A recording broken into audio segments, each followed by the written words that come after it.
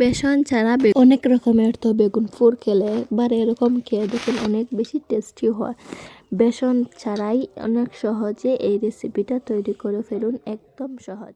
ভিডিওটা ফার্স্ট থেকে লাস্ট পর্যন্ত পুরা দেখিও, দেখলে বুঝতে পারবা।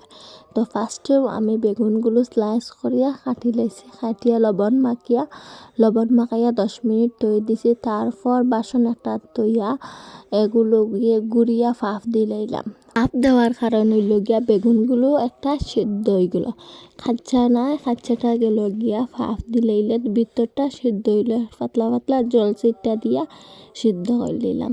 তারপর মশলা যুক্ত করলাম।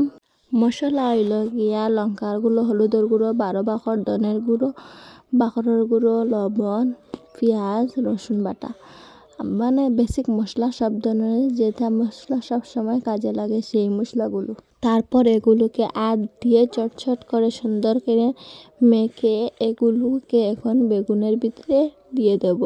বেগুনটার উপর নিচে দুই দিকে দিয়ে তারপর এগুলো তেলে গ্যাসের আগুন একদম কম করে এগুলোকে বেজে নেব। সত্যি বলছি, বেসনের পুর থেকে এই পুরগুলো খেতে অনেক বেশি টেস্টি হয়। বেগুনের পুরগুলো অনেকই বেশি টেস্টি হয় এই মশলাদার বেগুন পুর খেতে। তারপর যেগুলো রয়েছিল সেগুলো আস্তে আস্তে দিয়ে সব কটা সুন্দর করে বেজে নিয়েছি।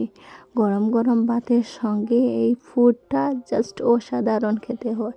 একবার ট্রাই না করলে বুঝতেই পারবে না। তো ভিডিওটা কীরকম হইলো কমেন্টে জানাইও। বাই।